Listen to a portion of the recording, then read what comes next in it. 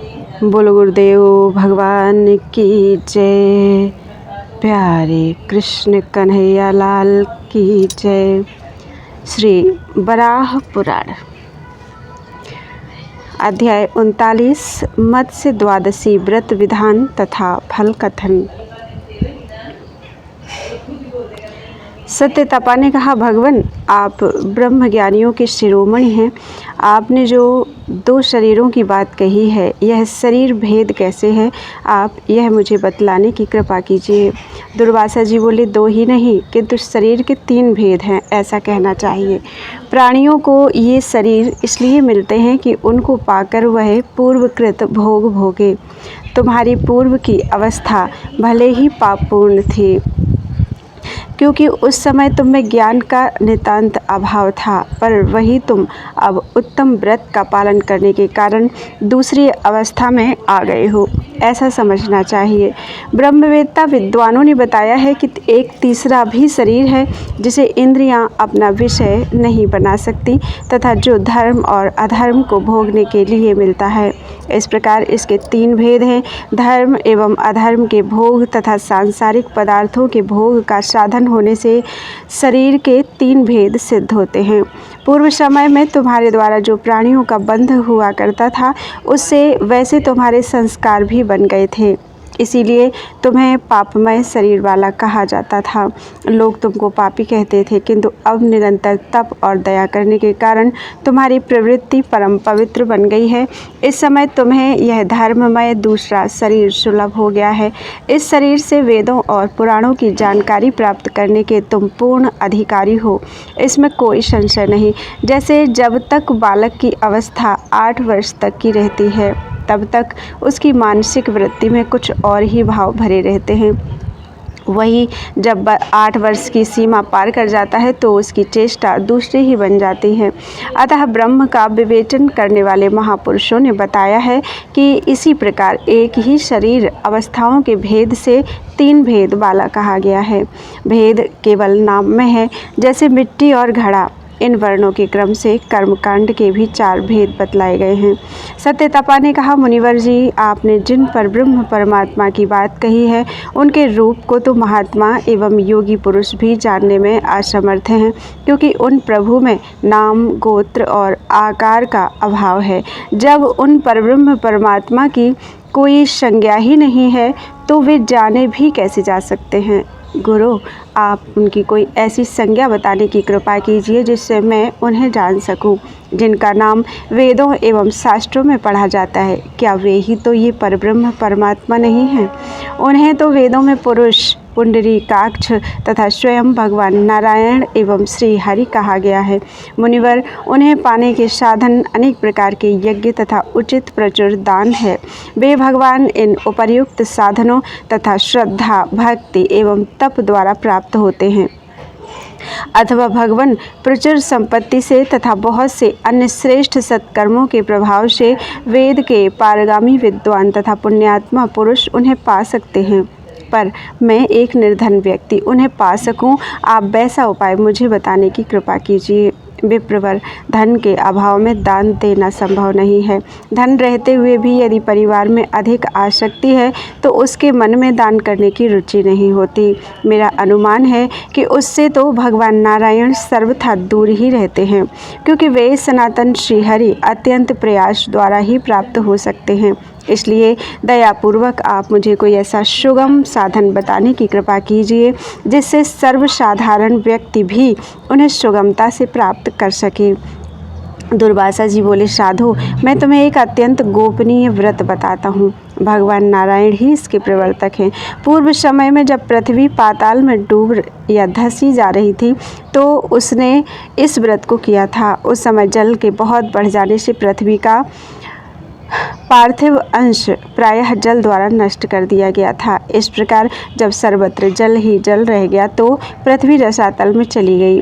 वहाँ जाकर प्राणी वर्ग को धारण करने वाले पृथ्वी देवी ने जो सर्वव्यापी परम प्रभु भगवान नारायण हैं उनकी व्रत एवं उपासना द्वारा आराधना की थी। उसने अनेक प्रकार के नियमों का पालन करते हुए यह व्रत किया था। बहुत समय तक व्रत करने पर जिनकी ध्वजा पर गरुड़ का चित्र अंकित है वे भगवान श्री हरि उस पर प्रसन्न हो गए। तब उन सनातन प्रभु की कृपा के फलस्वरूप यह पृथ्वी पाताल से ऊपर लाई गई और समतल रूप में सुशोभित हुई। सत्यतापा ने पूछा, मुनिवर, पृथ्वी ने जो व्रत उपवास किए थे वे कौन से व्रत तथा कितने नियम थे, यह मुझे बताने की कृपा कीजिए।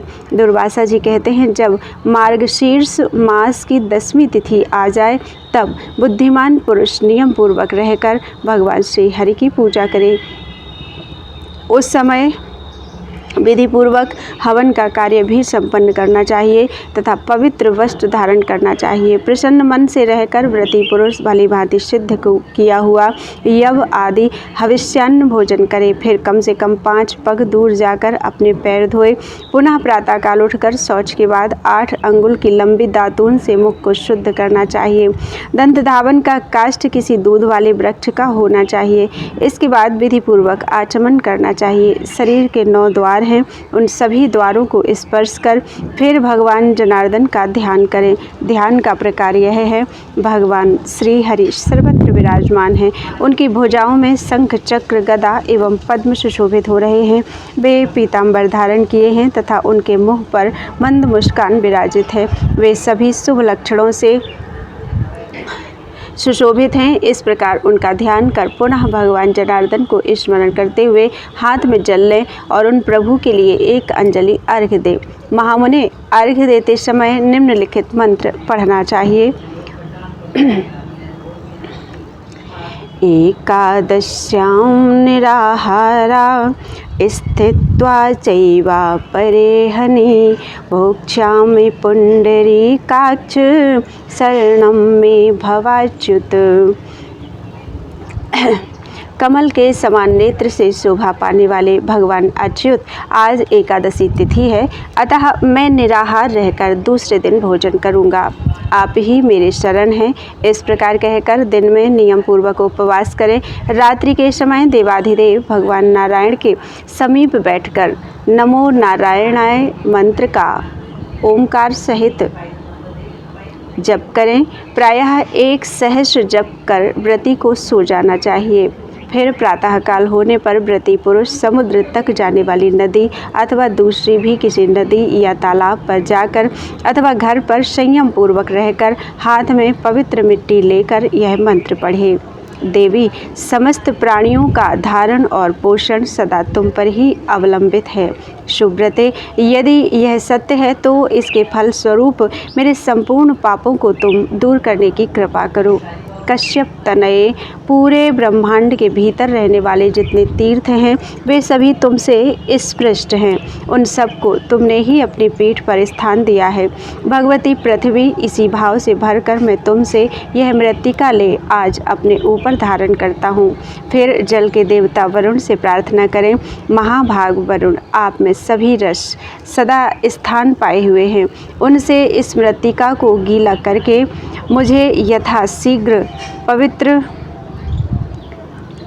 करने की कृपा करें।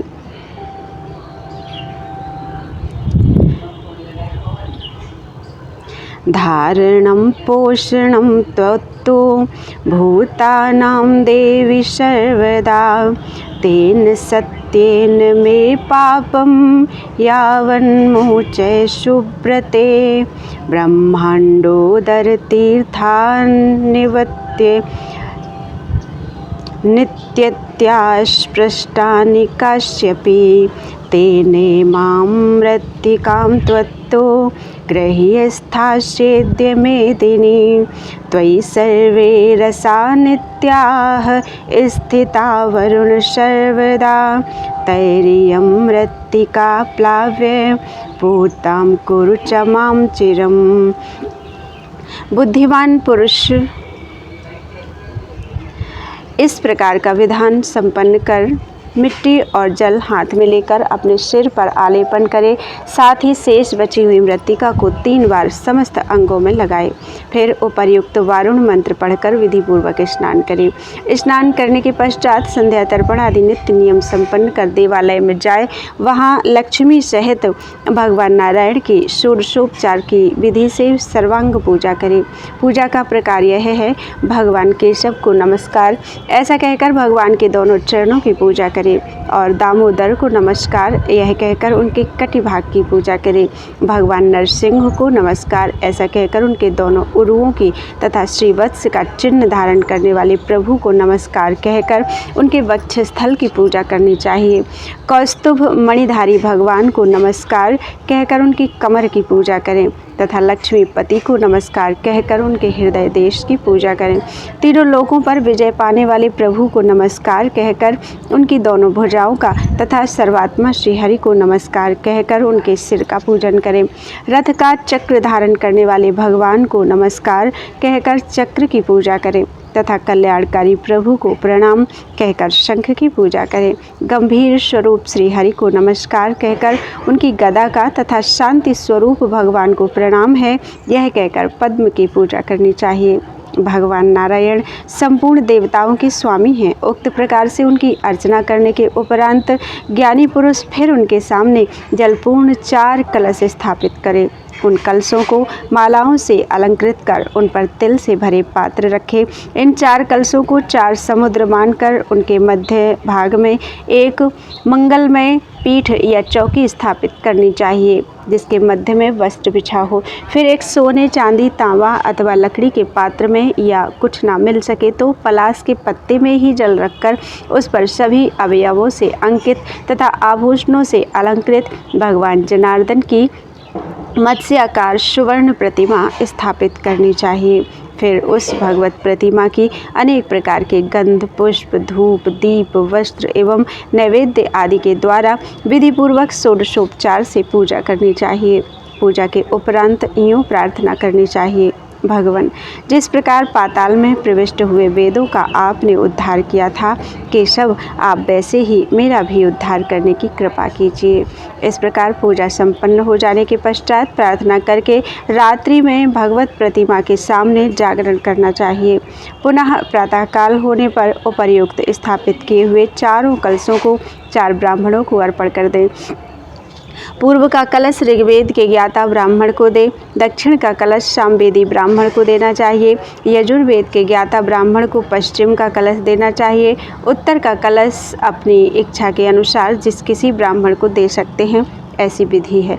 कलश वितरण करने के पश्चात इस प्रकार प्रार्थना करें: पूर्व की ओर से मेरी ऋग्वेद, दक्षिण की ओर से सामवेद, पश्चिम की ओर से यजुर्वेद तथा उत्तर की ओर से अथर्ववेद रक्षा करें। व्रत के अंत में भगवान मत्स्य की सुवर्ण निर्मित प्रतिमा आचार्य को समर्पण करने की विधि है। जो पुरुष इस विधि के अनुसार वस्त्र, गंध, पुष्प, धूप आदि उपचारों से भगवान की भली भांति पूजा करता है, जिसके मुख से भगवान नाम रूपी मंत्र उच्चारित होते रहते हैं, जिसे उन मंत्रों का गुणानुपूर्वी अभिप्राय भी अवगत होता रहता है तथा जिसने दान का विधान भी संपन्न कर दिया है, उसे 1 करोड़ गुना अधिक फल मिलता है। साथ ही जिसने गुरु को अर्पण तो कर दिया परंतु आसक्ति एवं मोह के वश हो जाने से उसके मन में अश्रद्धा उत्पन्न हो गई तो ऐसे व्रती पुरुष के फल में न्यूनता भी आती है। विद्वान लोग कहते हैं कि विधि का प्रकार बताने वाला आप्त पुरुष ही गुरु के पद का अधिकारी है। इस प्रकार द्वादशी के दिन विधि सहित दान करके पुनः भगवान विष्णु का पूजन करना चाहिए। अपनी शक्ति के अनुसार ब्राह्मणों को भोजन कराएं और उन्हें उत्तम दक्षिणा दें। भोज्य पदार्थ उत्तम अन्न से निर्मित होना चाहिए। इसके बाद मनुष्य स्वयं भोजन करे, ऐसा विधान है। फिर संयतेंद्रिय एवं मौन हो बच्चों को साथ लेकर भोजन करे। इस व्रत को सर्वप्रथम पृथ्वी ने किया था। जो मनुष्य उक्त विधान से यह व्रत करता है, परम बुद्धिमान सत्यतपा, उसका पवित्र फल बताता हूँ, सुनो। उत्तम व्रत का पालन करने वाले महाभाग, यदि मुझे अनेक हजार मुख मिल जाएं तथा ब्रह्मा की आयु जैसी लंबी आयु सुलभ हो जाए तो संभव है कि इस धर्म का फल किसी प्रकार बतला सकूं। ब्रह्मन, फिर भी कुछ परिचय प्राप्त हो जाए, इस उद्देश्य से कहता हूँ, सुनो। मुने, 43 लाख 20,000 वर्षों की एक चतुर्युगी होती है। ऐसे 71 युगों का एक मनवंतर होता है। 14 मनवंतरों का ब्रह्मा का एक दिन और इतनी ही संख्या की रात होती है। इस प्रकार 30 दिनों का एक मास और 12 महीनों का उनका एक वर्ष कहा गया है। ऐसे 100 वर्षों की ब्रह्मा की आयु मानी गई है। इसमें कोई संशय की बात नहीं। जो पुरुष उक्त विधान के अनुसार इस द्वादशी व्रत को करता है वह ब्रह्मा जी के लोक में पहुंच जाता है और वहां तब तक रहता है जब तक ब्रह्मा की आयु समाप्त नहीं हो जाती। जब ब्रह्मा अपने शरीर का संवरण करने लगते हैं तो उसी क्षण उनके विग्रह में वह भी समा जाता है। पुनः ब्राह्मी सृष्टि आरंभ होने पर वह एक महान दिव्य पुरुष होता है। तपस्वी अथवा राजा का पद उसे प्राप्त होता है। सकाम अथवा निष्काम किसी भी भाव से जो इस व्रत का अनुष्ठान करता है उसके इस लोक में किए गए कठिन से कठिन जितने पाप हैं वे सभी उसी क्षण नष्ट हो जाते हैं। इस लोक में जो दरिद्र हैं अथवा अपने राज्य से च्युत हो गया है वह विधान के साथ इस व्रत के करने से अवश्य ही राजा बन सकता है। यदि कोई सौभाग्यवती स्त्री है और उसे संतान नहीं होती हो तो वह इस कथित विधान से यह व्रत करे। फलस्वरूप वह स्त्री परम धार्मिक पुत्र प्राप्त कर सकती है। यदि दूसरे का सम्मान करने वाले किसी व्यक्ति का अगम्य स्त्री के साथ संबंध हो गया हो तो वह उक्त विधि के अनुसार प्रायश्चित रूप में यह व्रत करे तो वह भी उसे पाप से मुक्त हो सकता है। जिसने बहुत वर्षों से ब्रह्म संबंधी क्रिया का त्याग कर दिया है वह यदि एक बार भी भक्तिपूर्वक इस व्रत का अनुष्ठान करे तो वह वैदिक संस्कार से संपन्न हो सकता है। महामुनि, इसके विषय में अब अधिक कहने से क्या प्रयोजन। इसकी तुलना करने वाला अन्य कोई भी व्रत नहीं है। ब्राह्मण अप्राप्य वस्तु को प्राप्य बनाने की जिसमें सामर्थ्य है वैसी इस मत्स्य द्वादशी व्रत को निरंतर करे। जिस समय पृथ्वी पाताल में जलमग्न थी उस समय उक्त विधान के अनुसार स्वयं उसने इस व्रत का अनुष्ठान किया था। तात इस विषय में और कुछ विचार करना अनावश्यक है। जिसने दीक्षा नहीं ली है और जो नास्तिक है उसे यह विधान बताना अवांछनीय है। जो देवता अथवा ब्राह्मण से द्वेष करता है उसको इसे कभी नहीं सुनाना चाहिए। पापों को तुरंत प्रशमन करने वाला यह व्रत गुरु में श्रद्धा रखने वाले व्यक्ति को बताना चाहिए। जो मनुष्य यह व्रत करता है वह इस जन्म में धन धान्य और सौभाग्य प्राप्त करता है। उसे अनेक प्रकार की श्रेष्ठ स्त्रियां प्राप्त होती हैं। यह उत्तम प्रसंग द्वादशी कल्प कहलाता है। जो इसे भक्तिपूर्वक सुनता है अथवा स्वयं पढ़ता सुनता है वह संपूर्ण पापों से छूट जाता है। बोलो वृंदावन बिहारी लाल की जय। त्वदीयं वस्तु गोविंद तुभ्यमेव समर्पये। तेन त्वदङ्घ्रि कमले रतिं मे यच्छ शाश्वतीम्।